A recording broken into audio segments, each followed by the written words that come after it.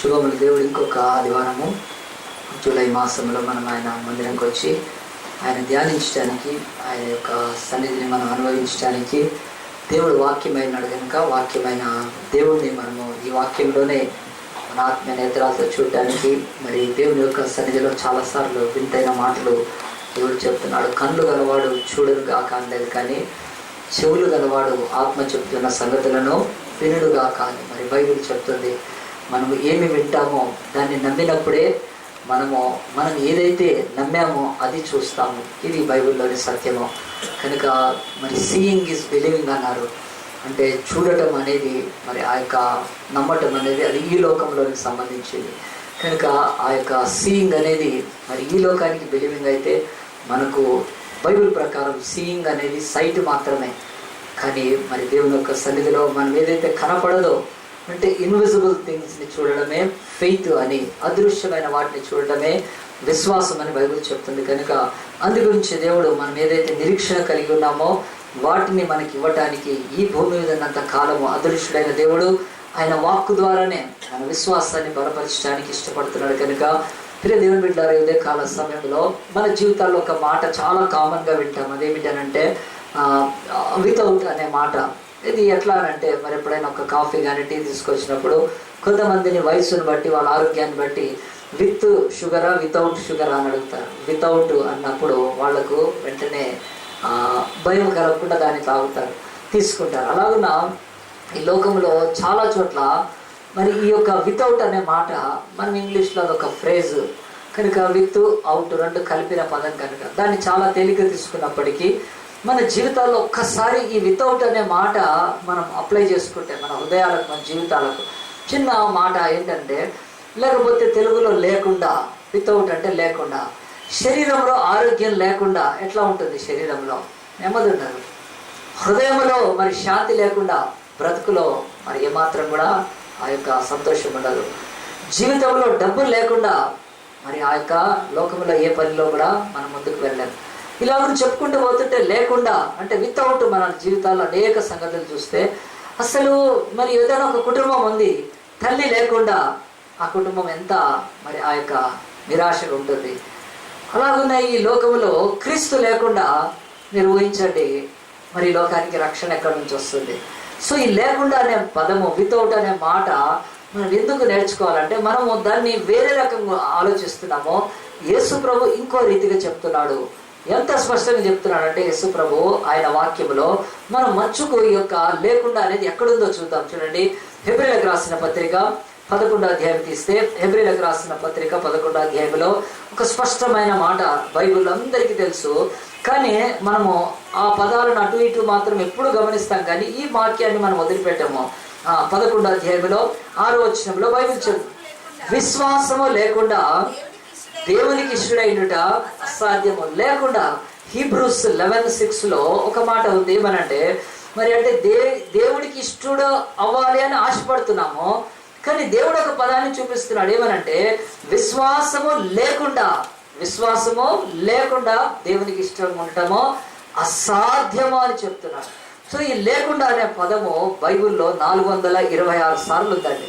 ఒకసారి కాదు, 2 సార్లు కాదు, 426 టైమ్స్ మరి ఈ యొక్క మాట రాయబడ్డప్పుడు నిజంగా అనిపిస్తుంది, మనం నిజంగా ఈ యొక్క మాటను మనం ఎంతగా ఈ లోకంలో గమనిస్తున్నామో తెలియదు. కానీ బైబిల్ అయితే చెప్తుంది, దేవుని యొక్క సన్నిధిలో 1 కాదు 2 సార్లు కాదండి, 426 సార్లు వితౌట్ అనే మాట బైబిల్లో ఉంది. ఇలాంటి మాట ఇంకెక్కడుందో చూడండి, లేకుండా అనే మాట.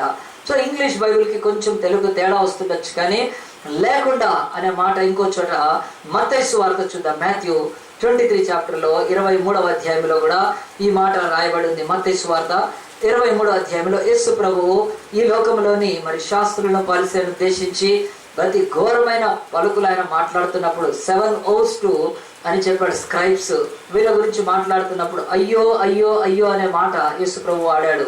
ఈ అధ్యాయంలో 7 సార్లు అయ్యో వేషధారులైన వారా, అయ్యో అంధులైన వారులారా, అయ్యో వేషధారులైన వాడుతూ 23వ వచనం వచ్చే వరకు అయ్యో వేషధారులైన శాస్త్రులారా, పరిచయులారా, మీరు పుదీనాలను, సోపులను, జీలకర్రలోను 10వ వంతు చెల్లించి ధర్మశాస్త్రంలో ప్రధానమైన విషయములను అనగా న్యాయమును కనికరమును విశ్వాసం విడిచిపెట్టింది అని చెప్పి వాళ్ళ విషయమే ఒక గొప్ప ఎగ్జాంపుల్ ఉదాహరణ ఇస్తున్నాడు.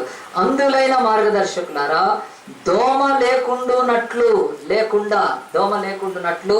వడియగట్టి ఒంటెను మింగువారు మీరే.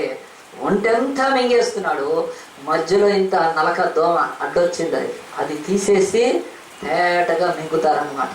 సో లేకుండా అంటే ఎంత ఆరితేరరా మీరు, ఒంటెలు మింగుతున్నారు కానీ దోమకు మాత్రమో లేకుండా మింగుతున్నారని చెప్పి దేవుడు వీళ్ళ విషయమై చాలా బాధతో చెప్పిన మాటల్లో లేకుండా అనే మాట ఉంది. సో దేవుని యొక్క వాక్యంలో మనం చూస్తే విశ్వాసము లేకుండా అని మనము నిజంగా ఈ యొక్క మాటను ధ్యానించాలి. 426 సార్లు బైబిల్లో లేకుండా అనే మాట ఉన్నప్పుడు దేవుడు చెప్తున్నాడు విశ్వాసము మనం అభివృద్ధి కావాలి. మన విశ్వాసం ఎట్లా అభివృద్ధి అవుతుంది? ఈ లోకంలో మన విశ్వాసం అభివృద్ధి కావటానికి ఈ లోకంలో మన యొక్క జీవితాల్లో ప్రార్థన చేస్తూ, దేవుని మందిరానికి వెళ్తూ, కానుకలు అర్పిస్తూ, పవిత్రమైన జీవితం జీవిస్తూ, ఆ తర్వాత చాలా నియమ నిష్ఠలతో బ్రతుకుతూ, ఏ దేవుణ్ణి దేవతను ఆరాధించకుండా, ఏ స్త్రీ వైపు చెడు చూపు చూడకుండా, ఎక్కడ మరి ఎలాంటి చెడు సొమ్మును ఆశించకుండా ఉండి నా విశ్వాసం పెరగాలి అని అంటే అది పెరగదు అని బైబిల్ చెప్తుంది. దేవుని దగ్గరికి ఆయన శిష్యులు వచ్చి మరి వాళ్ళు దయ్యాలను వెలగొడుతున్నారు, రోగులను స్వస్థపరుస్తున్నారు. ఇవన్నీ చేస్తున్నప్పుడు కూడా వాళ్ళ జీవితాల్లో విశ్వాసం పెరగట్లేదు. దేవుడిచ్చిన అధికారంతో అవన్నీ చేస్తున్నారు.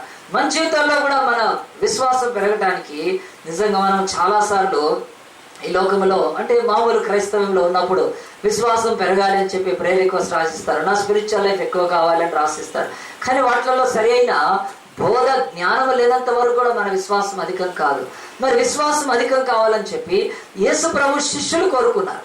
యేసు ప్రభు శిష్యులు ఏం కోరుకున్నారంటే, యేసయ్యా నువ్వు ఈ లోకంలో అన్నీ చేయగలుగుతున్నావు, నీవు చాలా గొప్ప ఇదిలో శక్తిలో ఉన్నావు, అది మాకు దయచేయమని ఆయన యేసు ప్రభుని అడిగినప్పుడు యేసు ప్రభు వాళ్ళకు చెప్తూ వచ్చాడు ఏమిటంటే, మరి మీ జీవితాల్లో ఏది కొదవగుందో అది నన్ను అడిగితే నేను దాన్ని అభివృద్ధి పరుస్తాను.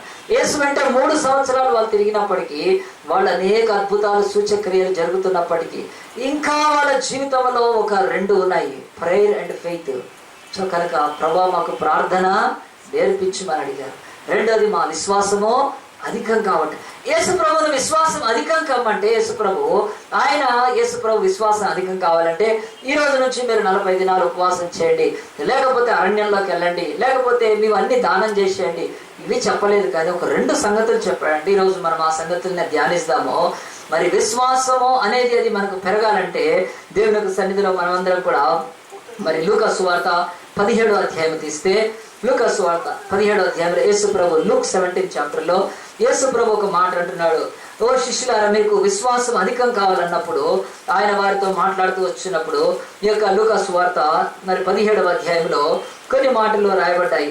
ఈ యొక్క 17వ అధ్యాయంలో యేసు ప్రభు వాళ్ళతో మాట్లాడుతూ ఉన్నప్పుడు, యేసు ప్రభు వాళ్ళను సంధిస్తూ ఉన్నప్పుడు, యేసు ప్రభు వాళ్ళ జీవితాలలో అనేక సంగతులు చెప్తూ ఉన్నప్పుడు యేసు ప్రభు అంటున్నాడు, చూడండి ఆ యొక్క 17వ అధ్యాయం మొదలు పెడితే, ఆయన తన శిష్యులతో ఇట్లను అభ్యంతరంలో రాకపోవటం అసాధ్యము కానీ ఎవరి వలన వచ్చిన వానికి శ్రమ అని చెప్పి ఆయన కింద ఒక మాట 5వ వచనంలో అపోస్తలులు మా విశ్వాసము వృద్ధి పొందించుమని ప్రభుతో చెప్పగా, వాళ్ళు యేసు ప్రభు దగ్గరకు వచ్చి ఆ యొక్క విశ్వాసాన్ని అభివృద్ధి పరచుమని చెప్తున్నప్పుడు, అంటే మా విశ్వాసానికి పరిధులు లేకుండా మేము ఎలాగూ ఉండాలన్నప్పుడు యేసు ప్రభు ఇక్కడ 2 చోట్ల ఒక మాట చెప్పాడండి.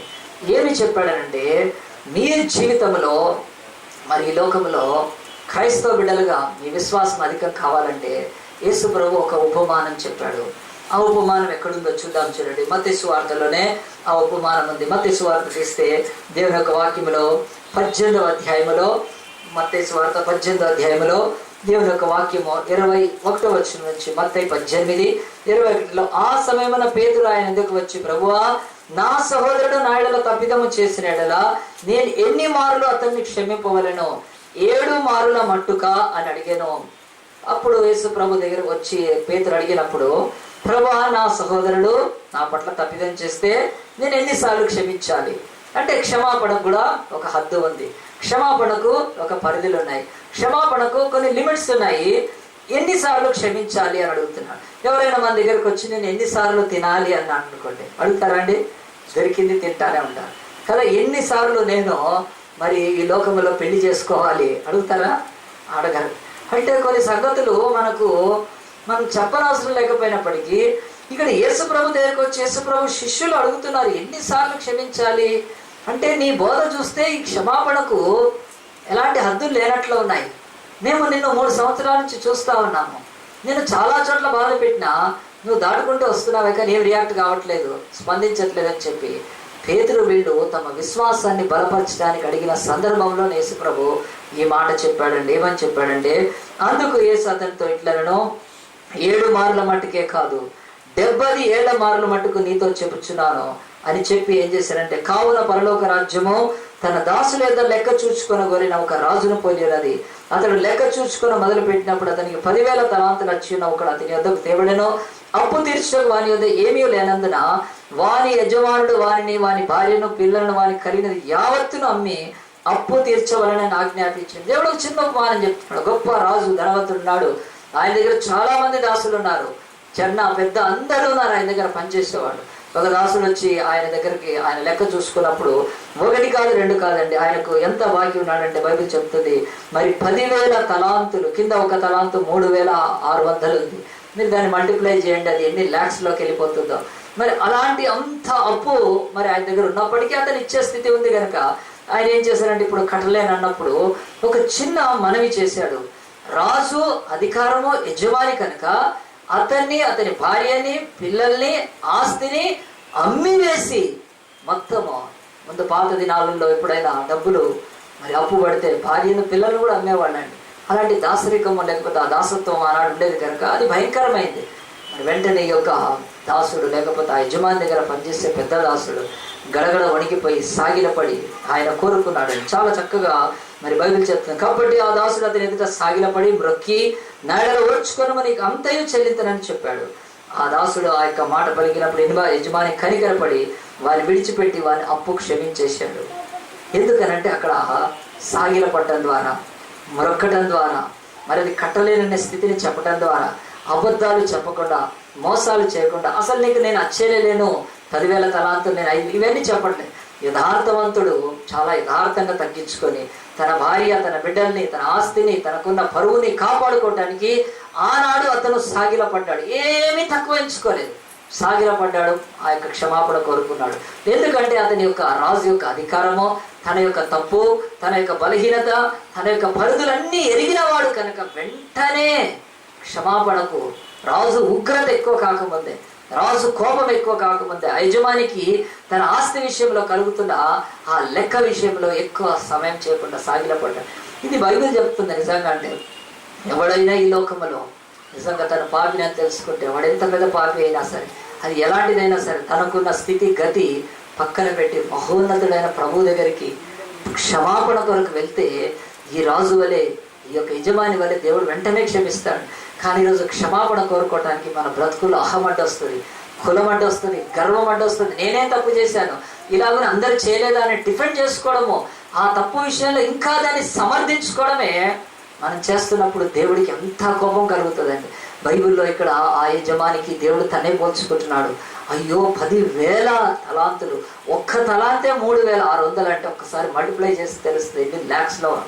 అంత విస్తారమైన పాపాలను క్షమించే దేవుడు ఆయన సాగిలపడి మొక్కి క్షమాపణ కోరుకుంటే చేస్తాడు అని చెప్తున్నాడు ఇక్కడ దేవుడు.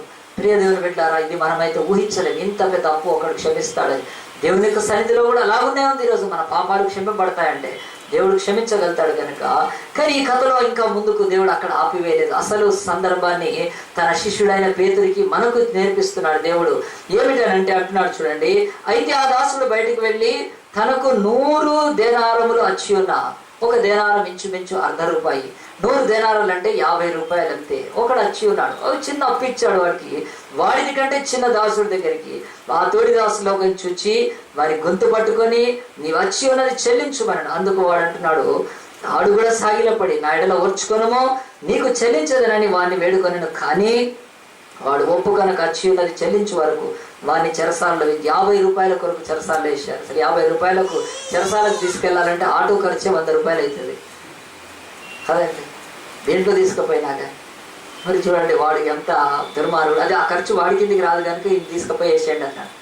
అది ఆ యజమాని లెక్కలోకి వెళ్ళిపోద్ది, ఆటో ఛార్జ్ కానీ ఇంకేదైతే ఉందో.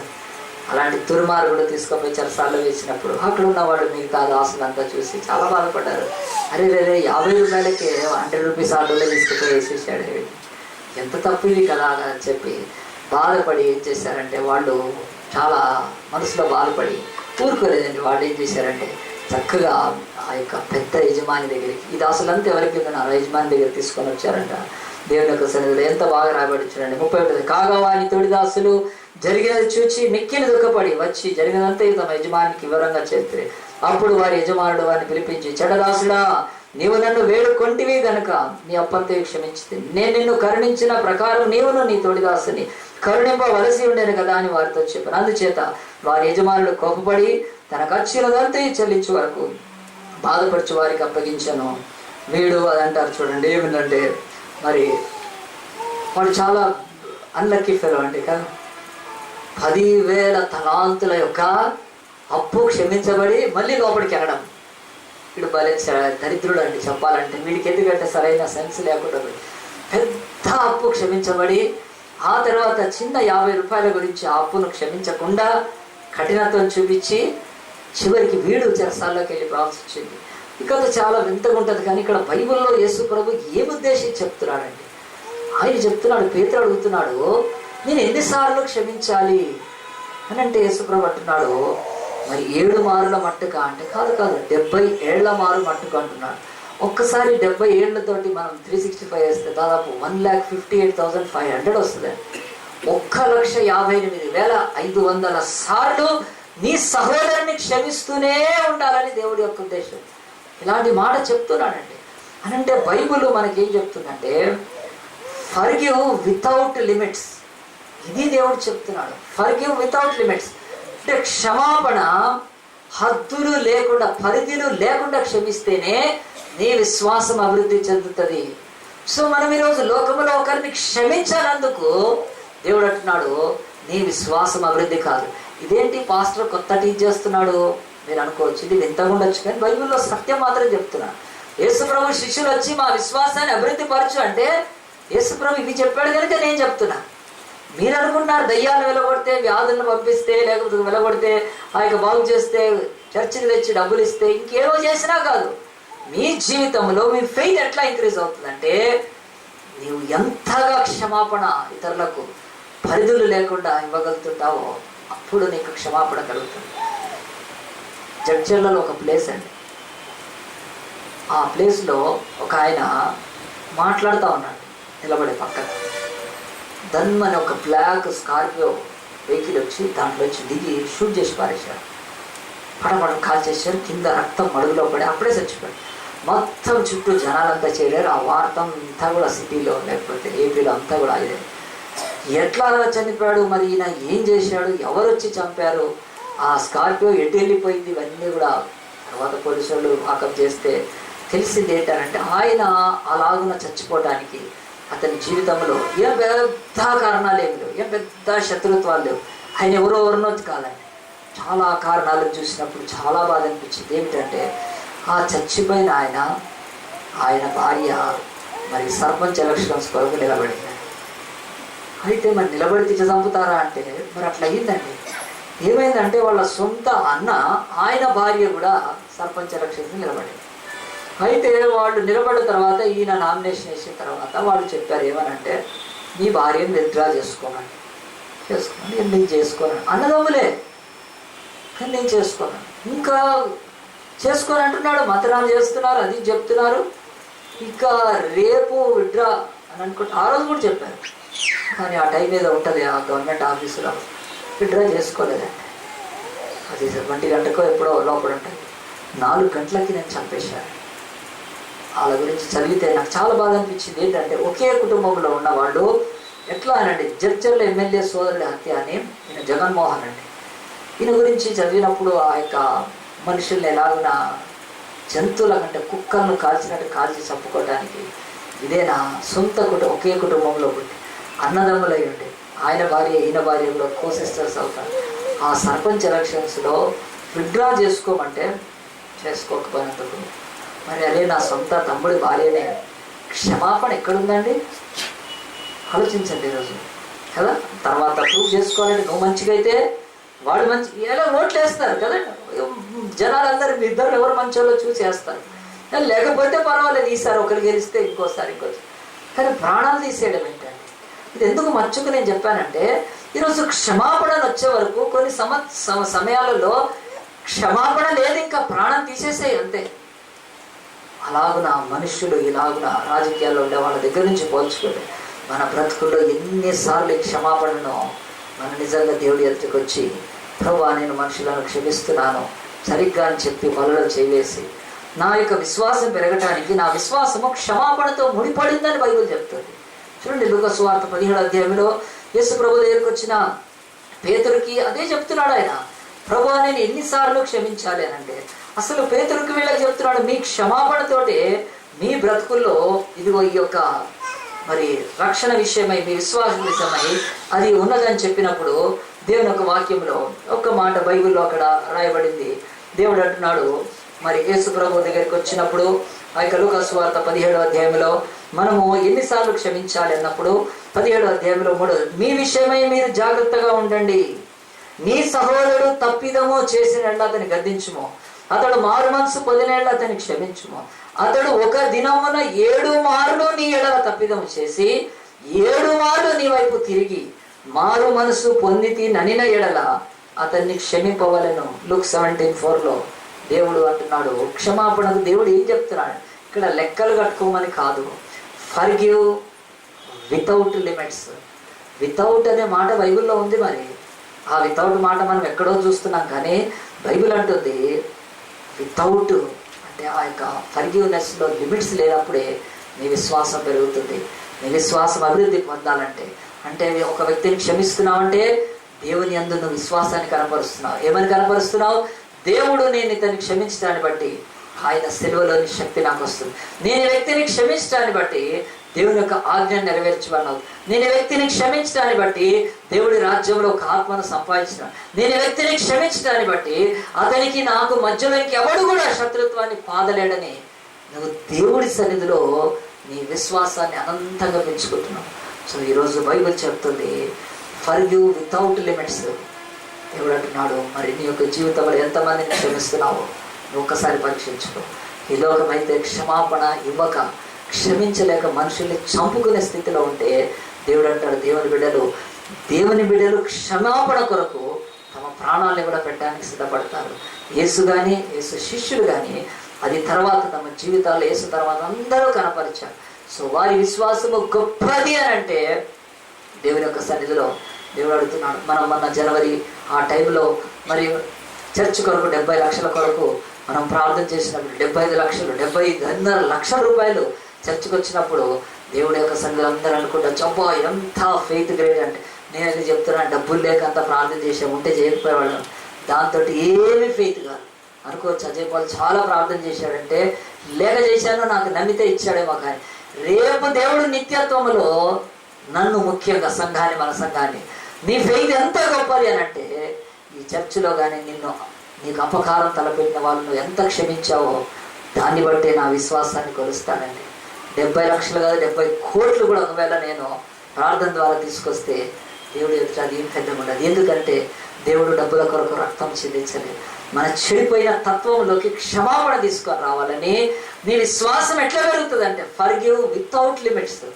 అంటే హద్దులు పరిధులు లేకుండా క్షమించాలి. దానికంటే నీ సహోదరుడు 7 సార్లు రోజుకి, అలాగున్న 70 ఏళ్ళు వేస్తే 158,000 సార్లు వెళ్ళిపోతుంది. అంటే నువ్వు క్షమాపణ ఇస్తున్నా కొద్ది ఒకళ్ళకు, క్షమాపణ నువ్వు అంటే వాళ్ళని క్షమిస్తున్నా కొద్దీ నీ విశ్వాసం అభివృద్ధి చెందుతుంది. దేవుడు హెబ్రీ పత్రికలో అన్నాడు, విశ్వాసము లేకుండా దేవునికి అంటే మన విశ్వాసము ఈ రోగాలు పోవటానికి డబ్బుల కొరకు కాదు. దేవుడు అంటున్నాడు, నీ విశ్వాసము నీ శత్రువులను క్షమించడానికి దేవుడి ఎదుట నిలబడగలిగిన విశ్వాసం.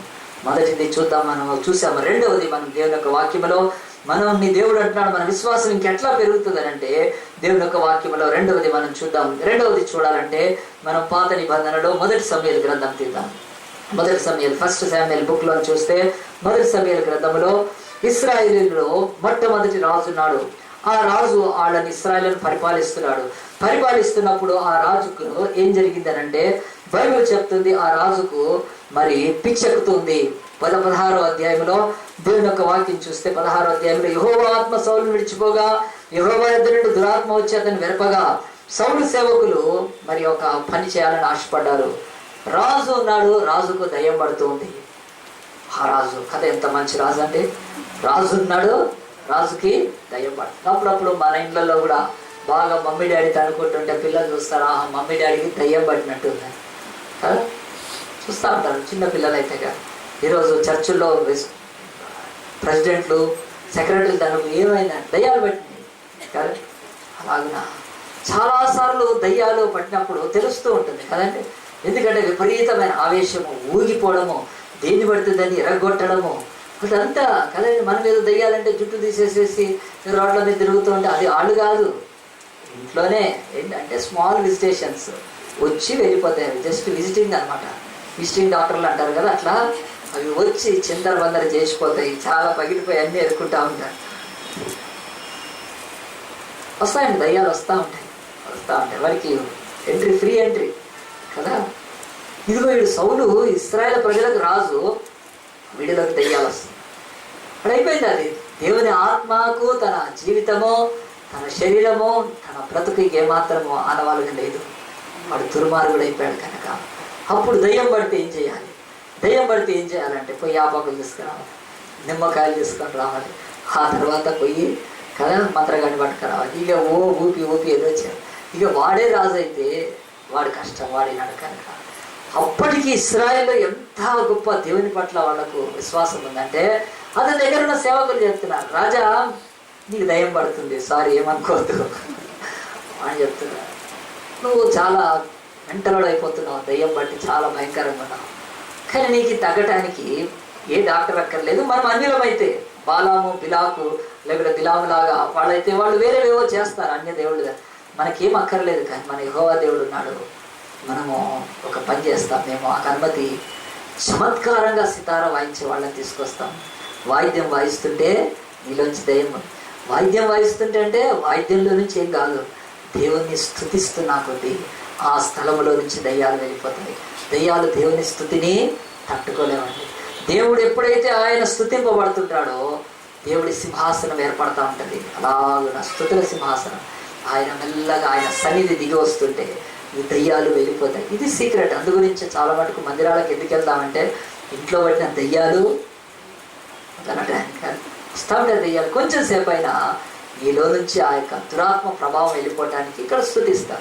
దేవుడిని స్తుతించమన్నప్పుడు మనము మెకానికల్గా అసలు ఏమాత్రం ఇష్టం లేకుండా, మరొకవేళ నిలబడమన్నప్పుడు కూర్చొని, లేకపోతే చేతులు ఎత్తమన్నప్పుడు ఎత్తకుండా ఉన్నప్పుడు దేవుడు అంటాడు ఇంకా ఏముండదు, నీకు కూడా ఒక చమత్కారం వండి తీసుకురావాలి కదా.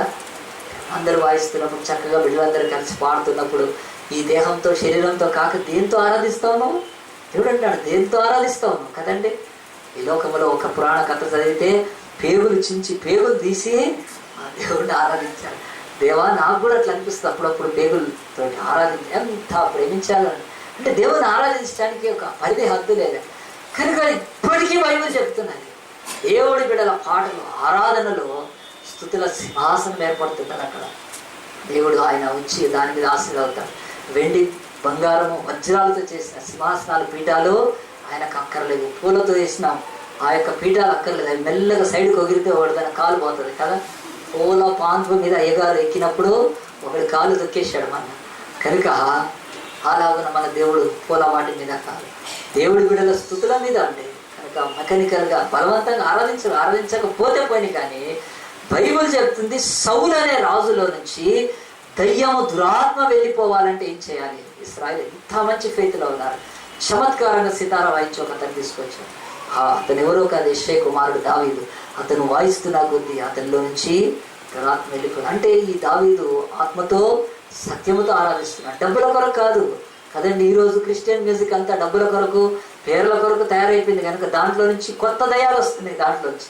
అలాంటిది కాదండి. దావీదు డబ్బుల కొరకు, నా రాజులో నుంచి దురాత్మ వెళ్ళాలి, నా రాజు అభిషేకింపబడ్డవాడు, మా యొక్క దేశానికి అధిపతి ఆయన పాద ధూళి తగిలితే చాలనుకొని ఆనాడు సౌలును అట్లా ప్రేమించి ఆయన కొరకు సేవ చేయడానికి డబ్బుల కొరకు కాదు, పేరు కొరకు కాదండి, ఆ యొక్క హీలింగ్ కొరకు అతనిలో నుంచి ఆ యొక్క సమాధానం రావడానికి చక్కగా వాయిస్తూ ఉన్నాడండి. అప్పుడు దయ్యాలు వెళ్ళిపోయి. ప్రియ దేవుని బిడ్డలారా, ఎందుకు ఈ మాటలు చెప్తున్నానంటే, బైబిల్లో ఈ దావీదు చాలా మంచి సేవ చేస్తున్నప్పుడు సౌలు చూచాడండి, ఒక సంగతిని గమనించాడు. చూడండి, ఒక 16వ అధ్యాయంలో 16 చాప్టర్లో లేకపోతే 17 చాప్టర్ వచ్చేస్తే దేవుని యొక్క వాక్యం చెప్తుంది, సౌలులో నుంచి ఆ యొక్క దురాత్మ వెళ్ళిపోయేటప్పుడు. ఇంకా మనం ముందుకు వస్తే 18వ అధ్యాయం, ఇవన్నీ రాయబడి ఉన్నాయి దేవుని యొక్క సన్నిధిలో. 10వ వచనంలో 18వ అధ్యాయం 18:10లో, మరునాడు దేవుని యొద్ద నుండి దురాత్మ సౌలు మీదకి బలబల వచ్చినందున అతడు ఇంటిలో ప్రవచించుండగా దావీదు మునుపట్లాగిన వీణ చేత పట్టుకొని వాయించెను. ఒకప్పుడు సౌలు చేతిలో ఒక ఈట ఉండగా దావీదును పొడిచి గోడకు బిగించుతాను అనుకొని సౌలు ఆ ఈటను, అయితే అది తగలకుండా దావీదు 2 మార్లు తప్పించుకొని యెహోవా తనను విడిచి దావీదునకు తోడే అంటే చూచి సౌలు దావీదునకు భయపడను. కాబట్టి సౌలు అతని తన యొద్ద నుండి సహస్రాధిపతిగా చేసిందని చెప్పి 14, మరియు దావీదు సమస్త విషయంలో సుబుద్ధి కలిగి ప్రవర్తించగా యెహోవా అతనికి తోడుగా ఉండేది. ఈ మాటలు ఎందుకు చదువుతున్నానంటే, ఇక్కడ బైబిల్లో చెప్తుంది. రెండవది, బైబిల్ చెప్తున్నట్టు మన విశ్వాసం అధికం కావాలంటే మనము, బైబిల్ చెప్తుంది, మనము సర్వింగ్ వితౌట్ ప్రైడ్. ఎప్పుడైనా సరే సేవ చేస్తూ ఉన్నప్పుడు గర్వం లేకుండా సేవ చేయాలి, అంటే అహము లేకుండా సేవ చేయాలి, ఏదైనా ఆశించి సేవ చేయకుండా సర్వింగ్ వితౌట్ ప్రైడ్. దావీదు తనకు వాయిద్యం చమత్కారంగా వస్తుందని వాయించట్లేదు, అక్కడ రాజు దగ్గర నేను వాయించేవాడిని కదా అని వాయించట్లేదు, ఏమి ఆశించి చేయట్లేదు.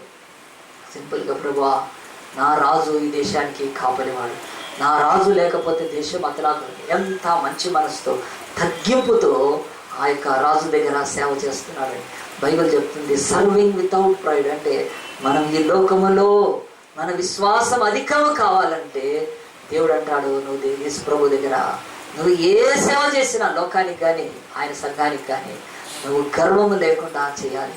ఆ యొక్క ప్రైడ్ అనేది నీ లైఫ్లో కనపడకుండా, సర్వింగ్ వితౌట్ ప్రైడ్. ఎప్పుడు సేవ చేసినా గర్వము లేకుండా సేవ చేస్తే నీ యొక్క విశ్వాసం అధికం అవుతుంది. ఎందుకనంటే ఆయన సన్నిధిలో విశ్వాసానికి ఇదే మూలమని చెప్తుంది.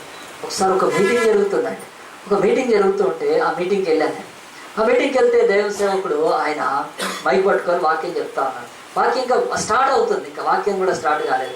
ఆ తర్వాత ఏమైపోయిందనంటే, వచ్చేవాళ్ళు చాలా లేటుగా వస్తున్నారండి. ముఖ్యంగా పాస్టర్లు చర్చిలో చెప్తారు కానీ ఆడికి రారు సరిగ్గా. వాళ్ళంతా పాస్టర్లే వస్తారు. పాస్టర్ కాన్ఫరెన్స్ అది. ఆ పాస్టర్స్ మీటింగ్ అవుతున్నప్పుడు వేలలో పాస్టర్లు వచ్చాయి. అంతమందికి ఒక మీటింగ్ అయితే నేను ఆ మీటింగ్లో వెళ్ళున్నాను. అయితే ఆ మీటింగ్ కండక్ట్ చేసి ఆ దైవ సేవకుడు, చాలా పెద్ద సేవకుడు ఏపీలో, ఆయన ఇక తీసుకొని ఇంగ్లీష్లో మాట్లాడుతుంటే ఒక ఆయన ట్రాన్స్లేషన్ చేస్తూ ఉన్నాడు. కానీ ఇంకా సగం చైర్లు, ముందు చైర్లు ఖాళీగా ఉన్నందుకు మరి ఎంతోమంది ఫారినర్స్ వచ్చారు, వాళ్ళ ముందు చాలా ఇబ్బంది కలుగుతుంది. ఆ తర్వాత ఆయన మైక్ తీసుకొని ఏం చేశాడంటే, ఇక మనం ప్రార్థన చేద్దామని చెప్తా ఉన్నాడు. అయితే ప్రార్థన చేద్దామంటున్నాడు. ఆ మాటలు ఈ మాటలు మాట్లాడుతూ అసహనం కనిపిస్తుంది ఆయన. చివరికి ఆయన మైక్లో ట్రాన్స్లేట్ చేస్తున్నాడు.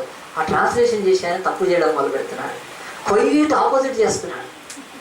ఆయన అన్నాడు, లెట్ us ప్రే అని అన్నాడు. When I pray you should not ప్రే అంటే ఈయన ఏం చేస్తున్నా అంటే, నేను ప్రార్థన చేస్తున్నప్పుడు మీరు ప్రార్థన చేయండి అంటున్నాడు. ఒళ్ళు మండి, what nonsense your translating అని. అది మళ్ళీ తర్వాత వచ్చిన తర్వాత ఇక అప్పుడు అర్థమైంది, నాకు కూడా ఇక్కడ ఏదో తేడా ఉందిరా అనుకున్నాను.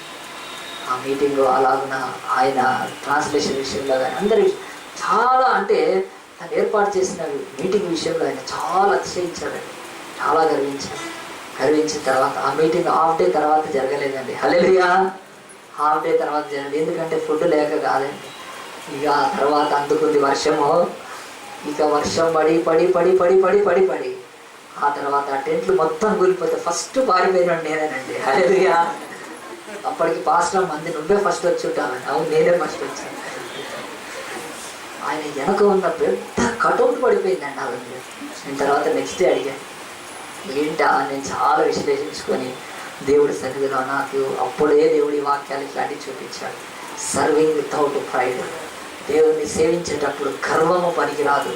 దేవుడు అంటాడు, ఎంత తగ్గించుకుంటే దేవుడు అంతా హెచ్చించే దేవుడు. ఆయన ట్రాన్స్లేషన్ సరిగ్గా చేయకపోతే ట్రాన్స్లేటర్స్ ఒక 5 కూర్చొని ఉంటారు. ప్లీజ్ ఎక్స్క్యూజ్ మీ, కొంచెం మీరు డిస్టర్బ్ అవుతున్నారు, లెట్ అదర్ టు ట్రాన్స్లేట్ అని వీరులకి 5 రెడీగా ఉంటారు ట్రాన్స్లేట్ చేయడానికి. వేల మంది, పెద్ద కోయరు పాటలు. కానీ ఏమైందంటే వెనక నుంచే బోర్డు కూలిపోయిందండి. కారణం ఆ రోజు ఆ సేవకుడు తన సేవలో గర్విస్తున్నాడు. Serving without pride. బైబిల్ ఇప్పటికీ చెప్తున్నానండి. అది దాదాపు 14 సంవత్సరాల క్రితం జింతానా గ్రౌండ్స్లో ఆ మీటింగ్ ఏందో మీరు ఎంక్వైరీ చేసుకుంటే తెలుస్తుంది. కూలిపోయినాయి. మధ్యాహ్నం పూట 10-12 లోపలనే షెడ్డు మొత్తం టెంట్లు కూలిపోయినాయి. పారిపోయారు ఎక్కడో ఒకరు. ఫస్ట్ వచ్చాను, ఆయన బతికుంటే బజ్జీలు అమ్ముకోవచ్చు కానీ ఈ టెంట్లలో ఇంత పెద్దగా ఉన్నాయి, ఇంత ఉన్నాయి. ఏ కూలినా నా మీద పడితే నేను బయటకు కూడా రాలేదు, నేను లేపుకొని కూడా బయటికి రాలేదు. మాస్టర్లు అంటే ఇంత దిట్టంగా ఉంటారు, కట్టే పడ్డా లేపుకొని వస్తారు. ఇంకా ఆయన లాస్ట్లో డబ్బులు ఇస్తాడు ఆ మాస్టర్. అంటే ఆయన ఏదో ట్రైన్ ఛార్జెస్ కానీ గిఫ్ట్లు ఇస్తారు. నాకేం గిఫ్ట్ అవుతుంది ఆయన, నేను ఇంటికి పోతే నాకు ఆల్రెడీ ఒక గిఫ్ట్ ఉంది, మాస్టర్ మసాలా అనుకుంటాను, ఇంకా నాకేం గిఫ్ట్ అవుతుంది. ఆరిపోయాను. కానీ ఇప్పటికీ ఆ సంఘటన ఎందుకు గుర్తొస్తుందంటే బైబిల్ చెప్తుంది ప్రైడ్ కదండి, సర్వింగ్ వితౌట్ ప్రైడ్. అది ఇక్కడ దేవుడు చూపించాడు చూడండి. యేసు ప్రభు అదే మాటలు లూకా సువార్త 17వ అధ్యాయంలో ఆ మాటల్లోనే దేవుని యొక్క వాక్యం చెప్తుంది. తన శిష్యులు తన దగ్గరికి వచ్చినప్పుడు మా విశ్వాసం అధికం కావాలంటే ఏం చేయాలన్నప్పుడు యేసు ప్రభు ఎంత స్పష్టంగా 17వ అధ్యాయంలో 5వ వచనంలో చూడండి. అపోస్తులు మా విశ్వాసము వృద్ధి పొందించమని ప్రభుతో చెప్పగా, సరే మీరు ఈ రోజు నుంచి 40 దినాలు ఉపవాస ప్రార్థన చేయమని చెప్పలేదండి. ఆయన ఇంకేమో చెప్పలేదు, కానీ వెంటనే వర్డ్స్ ఫాలో అవుతాయి చూడండి. జీసస్ ఎప్పుడు కూడా ఆయన కాంటెక్స్ట్ లో మాట్లాడతాడు తప్ప అవుట్ ఆఫ్ కాంటెక్స్ట్ ఎప్పుడూ ఉండదు. ఆయన ఏం అడిగితే అదే చెప్తాడు. ఇది చాలా మంది పాస్టర్లకు వస్తే చాలా గొప్ప సేవలు జరుగుతాయి. అడిగితే అదొకటి చెప్పేది ఒకటి. యేసు ప్రభుని ఏమడిగారండి వాళ్ళు? ప్రభువా మా విశ్వాసము అధికం కావాలి, వృద్ధి పొందించమన్నప్పుడు ప్రభువు నోరు తెరిచి చెప్తున్నాడు చూడండి. మీరు ఆవగింజంత విశ్వాసం కలవారైతే ఈ కంబళి చెట్టును చూచి నీవు వేళ్లతో కూడా పెళ్లగింపబడి సముద్రంలో నాటబడమని చెప్పునప్పుడు అది మీకు లోబడును అని చెప్తున్నాడు. ఆవగింజంత విశ్వాసంలోకి రావాలి మీరు, అప్పుడు చెట్లు ఎగిరిపోతాయని చెప్పి 7వ వచనంలో అంటాడు. దున్నవాడు కానీ మేపువాడు కానీ మీరు ఎవరికైనా ఒక దాసుడు ఉండగా వాడు పొలంలోకి వచ్చినప్పుడు నీవు ఇప్పుడే వెళ్ళి భోజనం చేయమని వారితో చెప్పడు.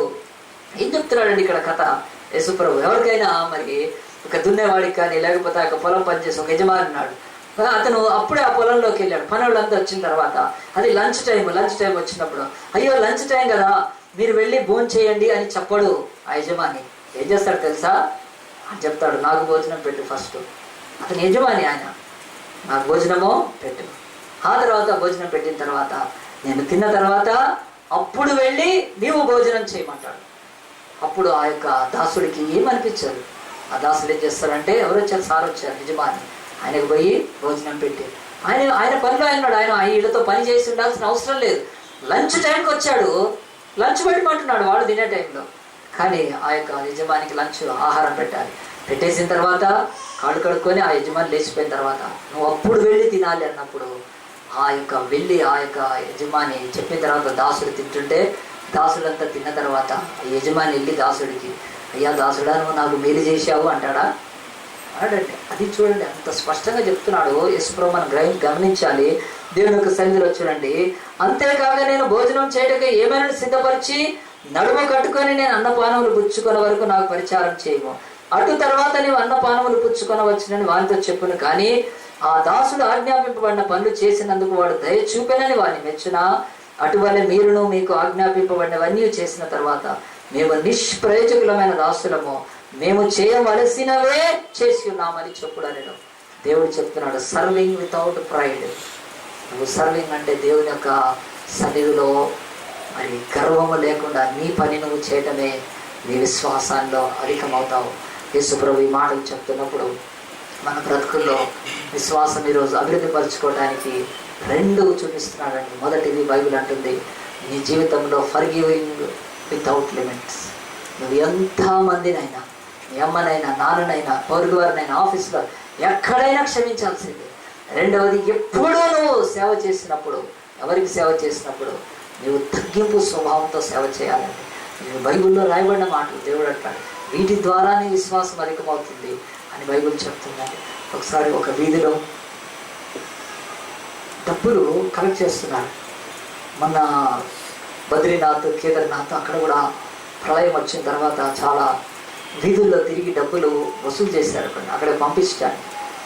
మరి అలాగున అప్పుడప్పుడు జరిగే ఈ యొక్క కలామిటీస్ ఏవైతే ఈ యొక్క ప్రళయాలు సంభవించినప్పుడు చాలామంది డబ్బులు కలెక్ట్ చేస్తారు. కానీ ఆ ప్రాంతంలో డబ్బులు కలెక్ట్ వాళ్ళు ఎప్పుడూ చేస్తుంటారు. వాళ్ళకి నచ్చట్లేదు అసలు, దాదాపు ఫ్రీక్వెంట్గా చేస్తారు. కనుక అలాగే డబ్బులు కలెక్ట్ చేయడానికి వస్తుంటే అసహించుకున్నారు, లేకపోతే వాళ్ళు వ్యతిరేకిస్తున్నారు. సరే డబ్బులు ఇవ్వచ్చు కూడా కదా, ఏదో ఒక బండి మీద 2 పాటలు పెట్టుకొని పోతుంటేనే ఈరోజు డబ్బులు వేస్తూ ఉంటారు. అలాగన వాళ్ళ కాజ్ ఏంటో ఇది నమ్మచ్చు నమ్మకపోయి.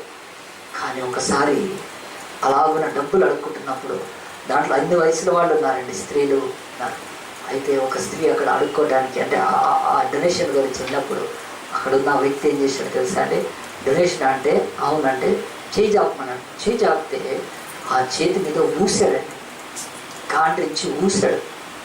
ఊసినప్పుడు మరి ఆ చేయి పెట్టిన వ్యక్తికి ఎంత కోపము, ఎంత వేదన, ఎంత బాధ రావాలి. కానీ ఆ చెయ్యి ఇట్లా పెట్టిన వ్యక్తి ఏం చేశారు తెలుసా అండి? వెంటనే ఇట్లా తుడిచేసేసుకొని, okay this is for me but give something for my child అన్నాడు. ఆ 2వ చేయి వాడికి ఏం మాట్లాడాలో అర్థం కాదు. మూసిన తర్వాత తన బట్టలకు తుడుచుకొని ఇంకో చేయి చాపి ఓకే ఇది ఇట్స్ ఫర్ మీ, నాకు పర్వాలేదు, but give something for the children in my home అన్నాడు. సో ఆమె ఎవరో కాదు, మదర్ తెరిస్తా.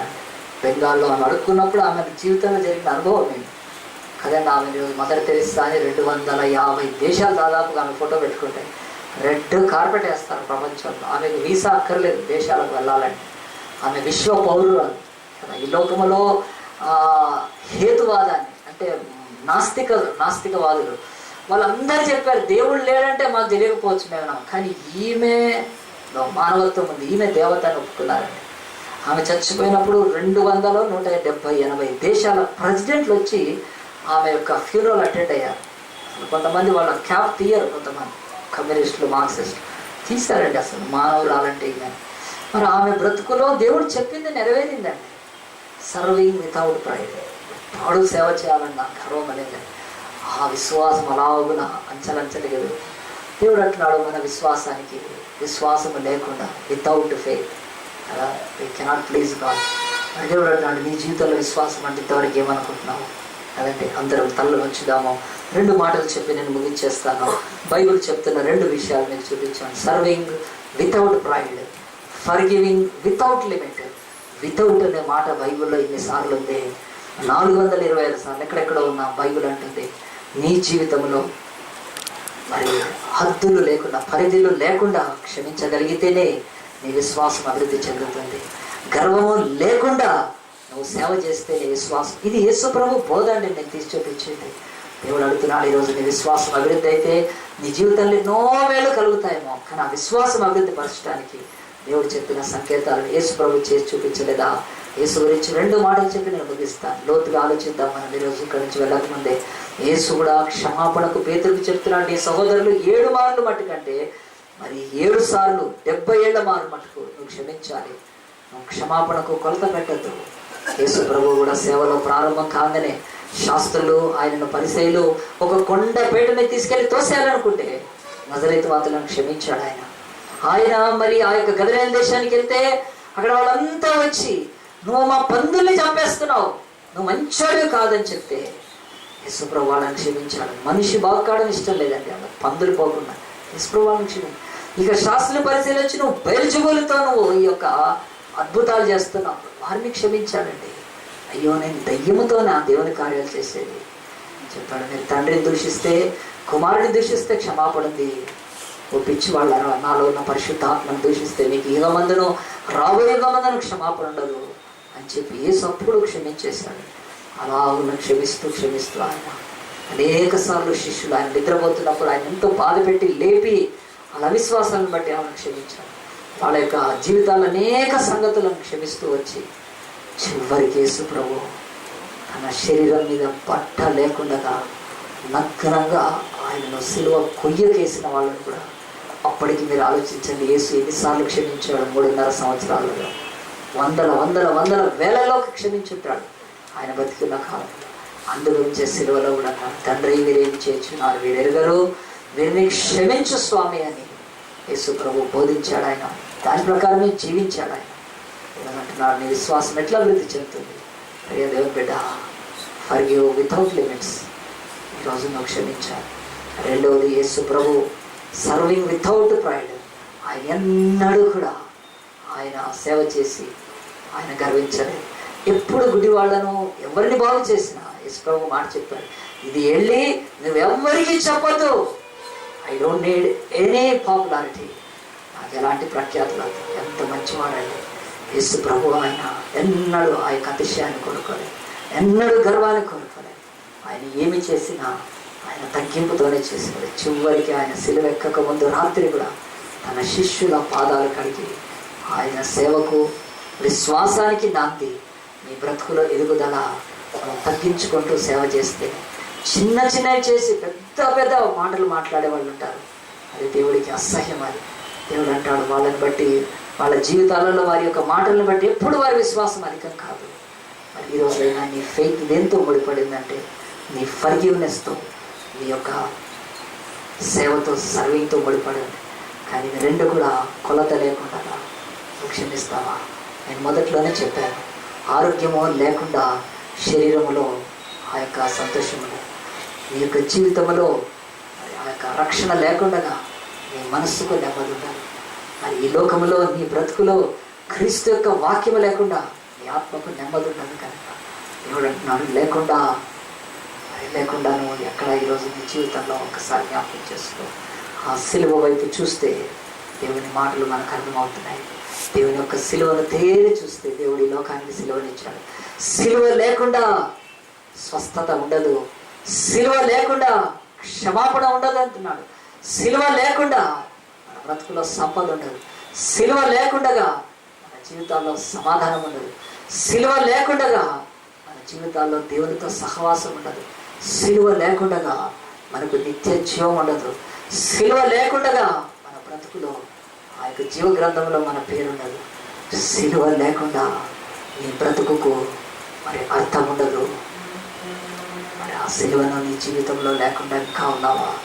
ఈరోజైనా, దేవా, my life is not without cross but my life is with cross అని నువ్వు ఇంకా ఒకవేళ యేసు సిలువకు దూరంగా ఉంటే, ఈరోజు సిలువ లేకుండా ఉన్న నీ బ్రతుకును ఆయన పిలుస్తున్నాడు. మరి ఆయనకు నీ హృదయాన్ని సమర్పించుకుంటావా? రక్షణ లేని వారి కొరకు చెప్తున్నాను, వితౌట్ క్రాస్ నీ లైఫ్కి మీనింగ్ లేదు. ఈరోజు ఇంకా యేసుక్రీస్తుని అంగీకరించకుండా నీ జీవితం దూరంగా ఉంటే ఆయన పిలుస్తున్నాడు. ఈరోజు బిడ్డ, సిలువ లేకపోతే నీ బ్రతుకుకు విలువ ఉండదు. ఆలోచించండి. ఇప్పటికే రక్షింపబడ్డ బిడ్డమేవా, సిలువలోని గాయాలు లేకపోతే నీకు స్వస్థత లేదంటున్నాడు. సిలువలోని పేదరికమును అర్థం చేసుకోకపోతే నీకు ధనమే లేదంటున్నాడు. సిలువలోని కట్లు ఒకవేళ నీ జీవితంలో నువ్వు గమనించకపోతే నీకు విడుదలే లేదు. సిలువలోని ఆ యొక్క అవమానాన్ని ఆయన అంగీకరించాలని తెలిస్తేనే నీకు ఈ లోకంలో ఘనత లేదు. సిలువలో ఆయన కార్చిన రక్తము నీ జీవితంలోకి రాకపోతే నీకు పాప క్షమాపణ లేదంటున్నాడు. మరి యేసును అంగీకరించిన నీ జీవితంలో ఇవన్నీ ఉన్నాయా?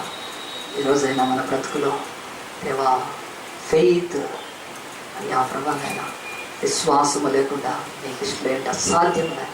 వితౌట్ ఫెయిత్ ఒక వీ కెనాట్ ప్లేస్ యూ. మేము సంతోషపరచలేదు ప్రభా. ఎవరిని క్షమించలేకపోతున్నాం? ఇంట్లో తల్లిదండ్రులను క్షమించలేకపోతున్నాం. సంవత్సరాలు తల్లిదండ్రులతో మాట్లాడిన వాళ్ళ దగ్గర భార్యను భర్తను క్షమించలేక హద్దులు పెట్టుకుంటున్నాం మనం. ప్రభా, నేను ఇంతకంటే ఎక్కువ క్షమించాను నేను, అంతే అంటే దేవుడు అంటాడు నీ విశ్వాసం అంతే. ఇంకా 10,000 తలాంతులు వచ్చి ఉన్న వాడిని క్షమించిన రీతిగా నీ పాపమును దేవుడు విస్తారమైన క్షమించినప్పుడు నీ తోటి వాడి చిన్న తప్పులను నువ్వు క్షమించకపోతే 100 దేనాల కొరకు వాడిని చెరసాల్లో వేస్తే నిన్ను 100 కాదు, ఆయన 100 సంవత్సరాల యుగాల నరకంలోకి నేను నడిపిస్తాడు. దేవుడి యొక్క క్షమాపణ మనం కూడా హద్దులు లేకుండా పొందుకున్నాం అనుకో. యేసు నేను ఎట్లా క్షమించాడు? హద్దులు లేకుండా నీ చేతుల పాపాన్ని యేసుక్రీస్తు సిలువలోని మేకుల ద్వారా క్షమించాడు. హద్దులు లేకుండా తిరిగావు నువ్వు పిచ్చి పిచ్చి స్థలాలకు, కానీ ఆయన కాళ్ళలో మేకులు కొట్టి హద్దులు లేకుండా నేను క్షమించాడు. హద్దులు లేకుండా ఆలోచించావు నీ తలతో, కానీ విపరీతమైన హద్దులు లేని వేదనను ఆయన తలలో ముళ్ళ కిరీటం పెట్టినప్పుడు ఆయన హద్దులు లేకుండా నీ ఆలోచనలు క్షమించాడు. Without limit we have received the forgiveness from God. ఎన్ని పాపాలను అనుభవించాడు. పడమటికి తూర్పు ఎంత దూరమో నీ అతిక్రమాన్ని అంత దూరం పరిచి ఉన్నానంటాడు. ఈ భూమి మీద ఈస్ట్ వెస్ట్ మనకు తెలుసు, కానీ ఈ ఎర్త్ అనే ప్లానెట్ నుంచి ఒకవేళ ఈస్ట్కి వెస్ట్కి వెళ్తే కదండి ఇన్ఫినిటీ. అది దేవుడు ఇన్ఫినిటీ గురించి చెప్తున్నాడు. ఆయన అంటున్నాడు పడమటికి తూర్పు భూమికి కొలవచ్చొచ్చేమో, కానీ భూమి మీద నుంచి భూమి నుంచి తూర్పుకు నువ్వు వెళ్తే ఈ విశ్వంలో దాని అంతు మనకు తెలియదు. అంత మంచి దేవుడు. పడమటికి తూర్పు ఎంత దూరం అని అతిక్రమాలు అంత దూరపరిచి హద్దులు లేకుండా ఆయన నిన్ను క్షమిస్తే ఈ లేకుండా అనే మాట నీ జీవితంలో ఈరోజు ఎంత అర్థం చేసుకున్నాం. యొక్క బంధువులను క్షమించట్లేదు, నీ సహోదరులను క్షమించట్లేదు, అన్నదమ్ములను క్షమించకపోతే నీ విశ్వాసం అధికమవుతుందా? ప్రియ దేవుని బిడ్డ, ఈ రోజైనా ఎవరైనా అలాంటి క్షమించకపోతే ఇంటికి వెళ్ళి ఒక ఫోన్ చేయి. వాళ్ళ ఫోన్ నెంబర్ ఉంటే వాళ్ళతో ఒక్క మంచి మాట మాట్లాడు. వాళ్ళు వచ్చి మీ ఇంటి మీద ఏం పడిపోలే, కానీ ఒక్కటి అడుగు, నేను నా ప్రభువుని సేవిస్తున్నప్పుడు నన్ను నేను మోసం చేసుకున్నాను. ఎప్పుడైనా ఎక్కడైనా సేవ చేసినప్పుడు నీ పేరు అక్కడ తుడిపేసేసేయి. ఈ లోకస్తుల వల్ల నీ పేరును అక్కడ పెట్టుకోవడానికి ఇష్టపడద్దు. అది దేవునికి చాలా ఇష్టమైంది. ప్రియ దేవుని బిడ్డ, ఒకవేళ ఇలాంటి స్పందన నీలో కలిగితే నువ్వు ఉన్న చోట నీ చేయి చూపిస్తే నేను ప్రార్థన చేస్తాను. యేసయ్యా, ఈరోజు ఒక సర్పంచ్ ఎలక్షన్స్లో సొంత తమ్ముడి భార్య విత్డ్రా చేసుకోకపోతే క్షమించలేక చంపేస్తున్నారు ప్రభా. వాళ్లకు మాకు ఏమీ తేడా ఉండదు ప్రభా. నీ బల్లలో చేవేసి నీ జీవ వాక్యాన్ని విని కల్వరి సిల్వ రక్తం చేత పిలువబడి కడగబడిన మేము కూడా ఇంకా మాకు తెలిసిన వాళ్ళని క్షమించడానికి ఒక లిమిట్స్ పెట్టుకుంటే నా విశ్వాసం ఇక్కడ ఆగిపోద్ది ప్రభా. నేను క్షమిస్తాను. ఇంకెవరైనా ఉంటే దేవునికి ఇస్తుంటారు చేతులు దించి వెళ్తాము, ప్రార్థన చేసుకున్నాం. మహోన్నతుడా, పరిశుద్ధుడా, ప్రేమ స్వరూపి నీకే మహిమ గంట కలుగును గాక ప్రభా. ఈ ఉదయ కాలంలో ప్రభా నా తండ్రి, నీ పరిశుద్ధ లేఖనాల నుంచి ప్రభా నా తండ్రి, నీ శిష్యులు నిన్ను అడిగారు ప్రభా, విశ్వాసం అభివృద్ధి కావాలంటే కనుక నాయన విశ్వాస అభివృద్ధి కొరకు మేము అద్భుతాలు సూచక్రియలు నాయన తండ్రి, డబ్బు నా తండ్రి ఈ లోకంలో ఉపవాసాలు కఠినమైన దీక్షలు చేయనవసరం లేదు ప్రభా నాయన. నిజమైన మా విశ్వాసం అభివృద్ధి పరచడానికి నీ యందు విశ్వాసం ఉంచి మేము అనేకులను క్షమించగలిగాను నాయన. నిన్ను పొడిచిన వారిని క్షమించగలిగావు అయ్యా. నిన్ను తూలనాడిన వారిని, నీ ముఖం మీద ఉమ్మ వేసిన వారిని ప్రభా, నీకు గాయాలు చేసిన వారిని, నిన్ను అమ్ముకొని నాయన వెళ్ళిపోయిన ఇస్కరియోతు యోధ పట్టు ప్రభాను క్షమించగలిగిన మనస్సు మాలోకి వచ్చినప్పుడే మా విశ్వాసం అధికమవుతుంది ప్రభా. దేవా సహాయించు. నీలాగానే తగ్గించుకొని సేవ చేయడానికి సర్వింగ్ వితౌట్ లిమిట్స్ ప్రభా నాయన. మేము ప్రభా సర్వింగ్ వితౌట్ ప్రైడ్ ప్రభా, గర్వము లేకుండా మేము నాయన సేవ చేసినప్పుడే మా విశ్వాసం అధికమవుతుంది కనుక ప్రభా. అయ్యా, నీ శిష్యులు సకల దేశాలకు వెళ్ళి ఎలాంటి నాయన తండ్రి ప్రతిఫలం కోరుకోకుండా తగ్గించుకొని ప్రభా నాయన నీ నామాన్ని బట్టి దేశాలనే రక్షించారు ప్రభా. అలాగున్న ప్రభా మా బ్రతుకుల్లో కూడా తగ్గించుకొని సేవ చేయడానికి అదే నిజమైన విశ్వాసంలో కొలమానమని ప్రభా నాయన, అది కొలబద్దని ప్రభా నాయన మేము నమ్మగలిగితే ఈరోజు వాక్యం ద్వారా మాట్లాడినందుకు స్వామి నీకు స్తుతులు. ఎవరైతే చేతులు ఎత్తి ప్రభా నాయన తండ్రి బిడ్డలు ప్రభా నా తండ్రి తీర్మానం చేసుకున్నారు, వారిని ఇంకా ఎవరు నాయన తండ్రి క్షమించలేని వారు కనిపిస్తున్నారో వారిని కల్వరి సిలువ పేరట వారు క్షమించిన ఆయన వారి విశ్వాసాన్ని అభివృద్ధి పరచుకొందరు కాక ప్రభా నాయన. అయ్యా, ఈ లోకంలో ఎవరు ఏది చేసినా మనుషులు చూస్తారు, కానీ నువ్వు క్షమించినప్పుడు పరలోకం తండ్రివి నువ్వు సంతోషపడతావు నాయన. నా విశ్వాసం అధికమైందని నువ్వు తండ్రి ఆనందిస్తావు కనుక అలాంటి కృపని సంఘంలో ప్రతి బిడ్డకు నాయన క్షమాపణ ద్వారా సేవ ద్వారా ప్రభా వారి విశ్వాసాన్ని అభివృద్ధి పరుస్తూ నీ నామానికి గొప్ప మహిమ తెచ్చుకోమని ఎంతబడిన వాక్యానికి నారు కట్టి నీరు పోసి నాయన నిరంతరంగా మీరే ఫలింపచేయమని ఈ కొద్ది మనవులను ప్రార్థనలను మా ప్రభు రక్షకుడైన యేసు పరిశుద్ధ నామాన్ని బట్టి అడిగి వేడుకుంటున్నాము తండ్రి. ఆమేన్.